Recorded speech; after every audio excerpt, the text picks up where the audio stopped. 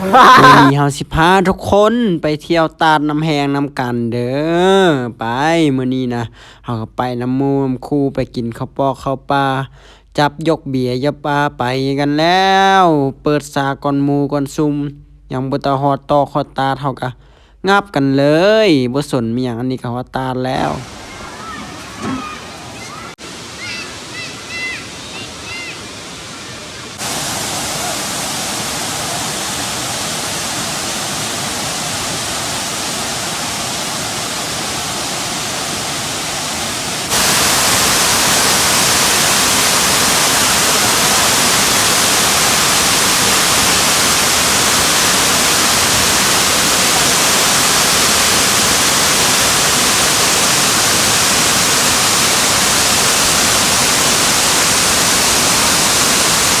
ตาดของเฮางามแหงเนาะเฮาก็จับยกกล้องขึ้นมาถ่ายวิดีโอ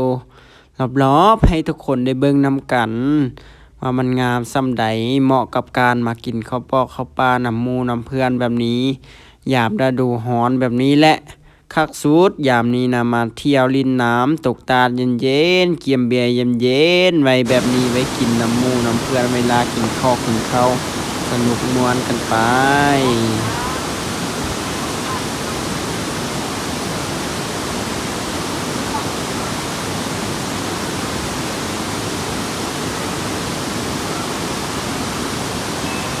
ตาดน้ำแหง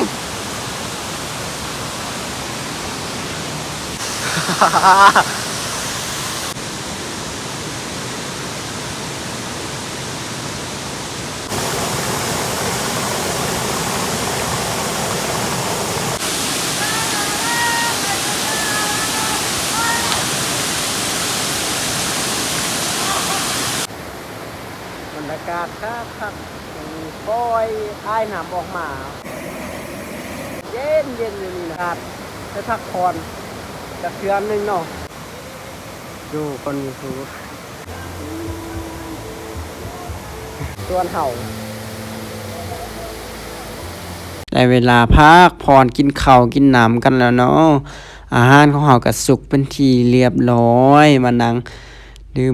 มเบียร์กินข้าวน้ำหมู่เพื่อนครบหน้าครบตาแบบนี้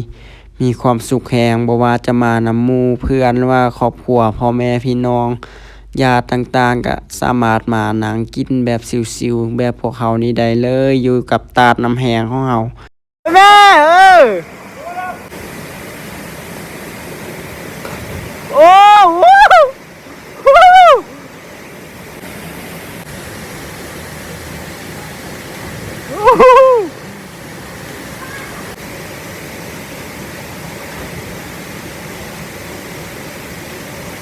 ทุกคนเห็นบ่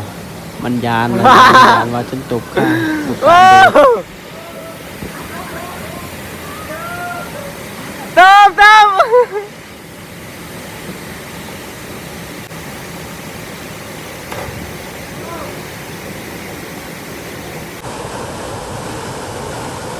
สองคนที่แอบโมเรื่องเศร้าทางล่างได้ทัน